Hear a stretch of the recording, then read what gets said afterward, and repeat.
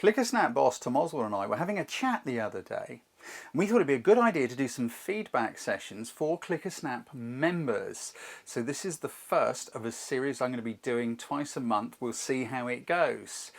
I choose 5 images where I think the photographer needs just a little bit of help, even though they're on the right track, and 5 images which I think are completely awesome, because let's face it, all photographers love a bit of feedback. Let's go take a look and see what we have got. I've already been through and chosen a few that I just want to talk about a little bit. Dickie Light. I know where you're going with this because you've got some beautiful light on these trees. You've got some great conditions, you're in a great place, you can smell the wood, you can feel the warmth of that sun on your skin, and it's kind of exciting and it's gorgeous. Here's the problem. Very often you can go to a place as a human being and it's a great place to be.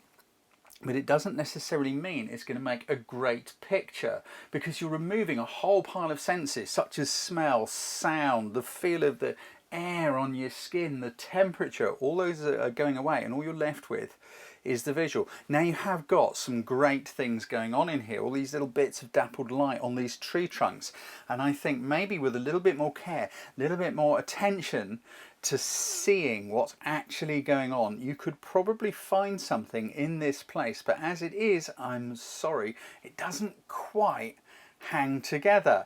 So my apologies, Dickie. I can see where you're going. I am sure there are shots to be had here, but this is just a little bit too busy. There's a little bit too much going on. It's kind of like, here's a tree and there's a bit more in the corner. So please don't think I'm being harsh. I'm just being your coach. I want to coach you and help you get better at this. Another shot here, Catter's meow. Pigeons eat at a diagonal line. I can see where you're going with this. Yes, you've got a diagonal going on through the picture with the pigeons, and that is interesting. But I would suggest there's a couple of things that would make a huge difference to improve this. Firstly, it's a little bit dark. Exposure is not just a technical thing. Exposure is also a creative control. It's part of your composition. You're composing the picture. How bright or dark you want it is part of your control over your image. I would suggest a little bit more exposure would just brighten this up and make it a little bit more interesting. The other thing is to get the composition as eye-catching as possible. So if you could bring that camera down a bit lower, maybe you can put it on the ground so you're at pigeon's eye view, and then just take a few, maybe use burst mode, sort of as the pigeons are pecking around, get a handful of seed, put it around the camera and up close, so that as they're pecking around, you're more likely to capture some interesting moments. So if you can look at one from a different point of view, it immediately makes your picture interesting. Erling, I don't expect I pronounced your name properly, but nonetheless, I love what you've seen here. You've spotted something which is interesting. I really love the textures of these tiles, that repeating pattern, and those 2 windows, absolutely brilliant. It's also really intriguing because it's all kind of weird angles, isn't it? You kind of had to make this choice about, do I go upright with the windows or do I go upright with the lines of pattern, with the lines of tiles? Because the windows are poking out at an odd angle, which is kind of interesting. I think even with all those weird angles going on, I would go with the windows, and I think the windows could be a little bit more upright. Just a little slight twist to the right with your camera would just have helped correct that. The other thing which I think would work with these is possibly a little bit more interesting light. I don't know which way these face, but I'm just thinking if the light was coming along the roof or down the roof, depending on which way this lines up to the sun, it could make it a lot more interesting because you've got some great textures going on here. But really, really well spotted. Nice one. This is another one of those shots which is a bit like the first one we looked at, Little Adventures in Big Cities. I know where you're going with this, but there's just a little bit too much going on. This is another one of those beautiful places to be. You can kind of feel the experience of being in amongst all the plants. It's obviously a very pretty place. But how do you capture all that feeling and emotion just in an image? In this case, I don't know. Very often I find you have to walk around and spend quite a lot of time. The sky is very bright, and I'm just wondering if you could have maybe made your lens a bit longer and moved back a bit, and that would have narrowed the field of view down. You could have lost some of that bright sky. Possibly a different day, a bit of sunlight. My feeling is that if you had maybe one of these plants, one of these beautiful flowers, much stronger in the foreground and a slightly soft background to it, you might be able to capture a little bit more of the spirit, of the feeling of this. But I totally get where you're going with this. It's a beautiful place to be, but it doesn't necessarily instantly translate itself into a really eye-catching image without quite a lot of work.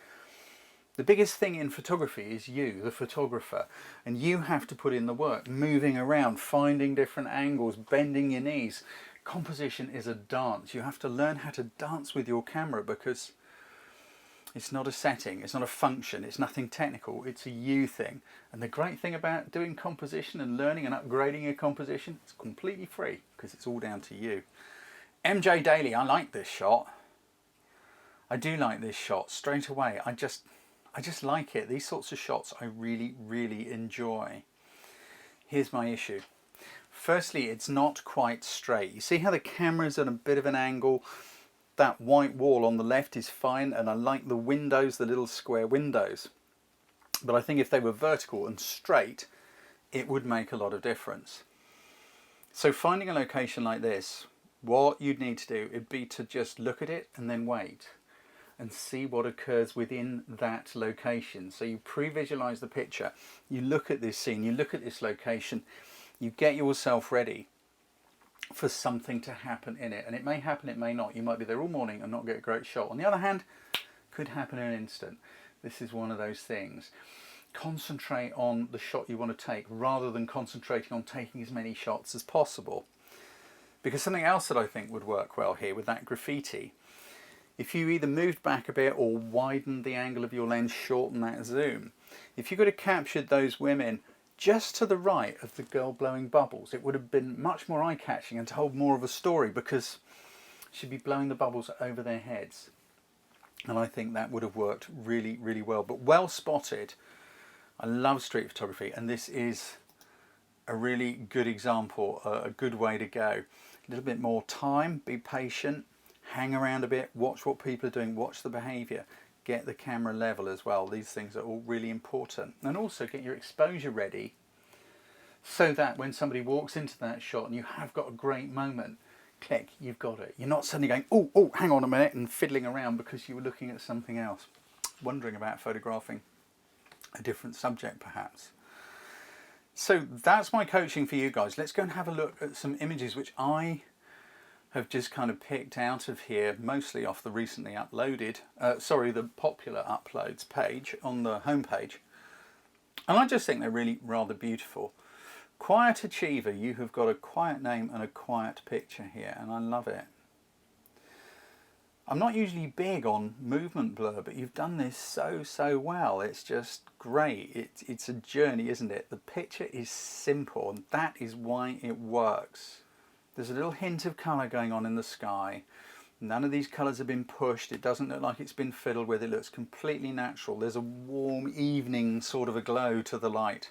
The slow shutter speed is letting that water move, but it's not moving too much, and it hasn't gone all sort of totally white and milky. It's just great. It's got this gorgeous sense of being anchored onto this walkway down to the boathouse or whatever it may be, and letting the water just flow past. It's kind of a very calming, very, very beautifully done picture. Congratulations. I just think it is an absolutely cracking picture. Nice one, Quiet Achiever. Look forward to looking at more of your shots on Clickasnap. Now, interestingly, I've gone for another movement shot. This is not like me at all, but again, it's just like I was going through and this one just grabbed my attention. It can be very tempting for photographers to put too much movement into something, so you get that totally white candy floss cascade. Here we've just got a beautiful sense of movement, of that water cascading down, but it's not too blurry. It's just right. It is a subtle distinction to get this right. You've got great light.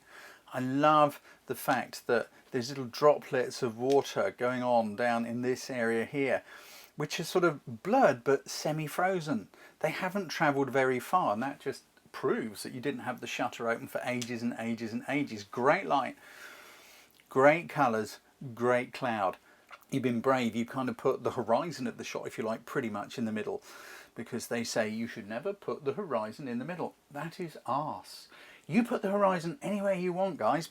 You're in charge of your photography. You're in charge of the composition. If it looks great, go for it. The other thing that just works with this is that juxtaposition between the man-made waterfall and its regularity, even though it's got a bit of nature in the flow of the water, against those trees and that sky. I really, really like it. It absolutely jumped out at me. I think it is a great shot. Nice one, Steve. Nice one. This one got me too. Erling, I probably said your name wrong, apologies, but I do really like this. I do like a bit of street photography, and I find this intriguing. It's telling a little bit of a story. It's a sign of our times at the moment with the mask. I like the way she's just sitting there looking at her phone. What I really like as a photographer, and this is where composition is a photographer function, not a camera function, Erling has got all those uprights straight. Nothing is wonky. Look, the line of the benches are straight, all the verticals are straight, the horizontals are straight. The little line of guttering is absolutely straight. Look where our subject is positioned within the frame. There's plenty of space around. That is what gives it the feeling of being alone on a railway station platform. When you give your subject space, that's great. There's another myth in composition where it says you must fill the frame with the subject. Why? This isn't filled with subject, and it's awesome.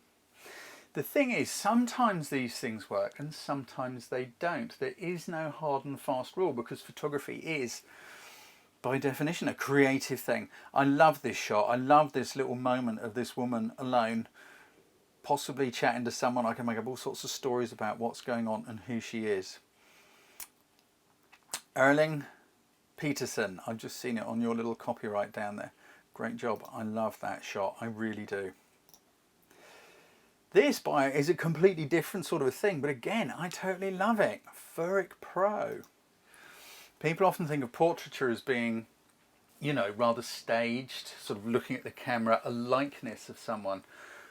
I think more than a likeness, if you can capture a little bit of spirit, a little bit of an emotion in a portrait, that is when you've got something a bit special, and that's what I like about this. Now, I don't know if this is a relation of yours, a client, a friend, a model, your partner, I have no idea.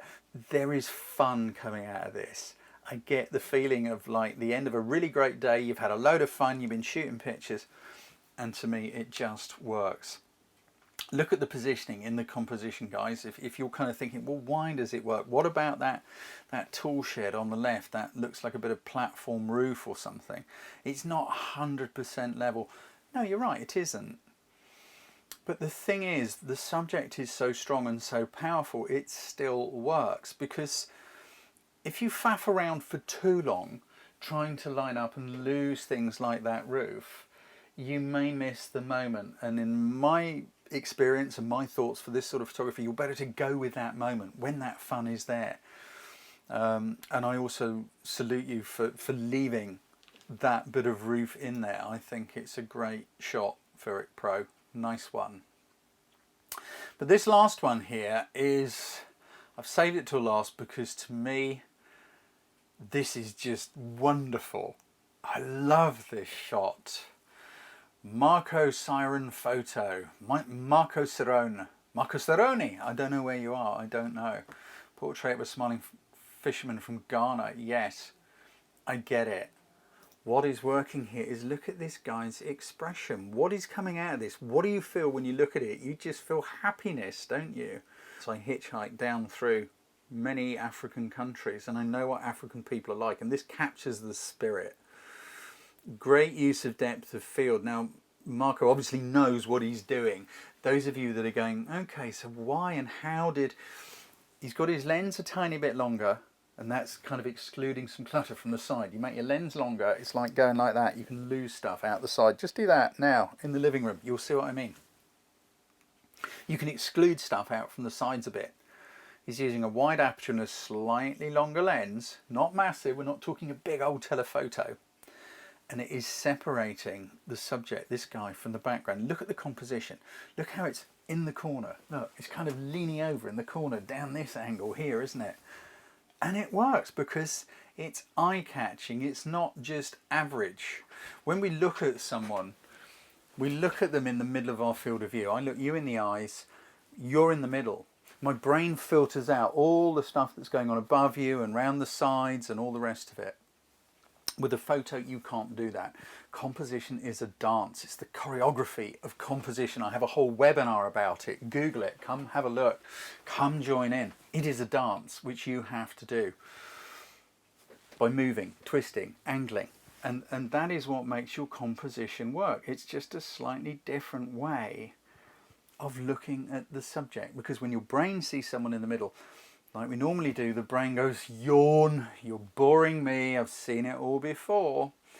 Composition is a really simple thing to master. What you got to do is practice playing with it. Cameras don't take pictures, you take pictures. That is the heart of all of my training and seminars and workshops and all that stuff I am lucky enough to do around the world. So those are my pictures at the moment. This time, in a couple of weeks' time, I will give you another one of these. If you're not using Clickasnap, I strongly recommend that you do.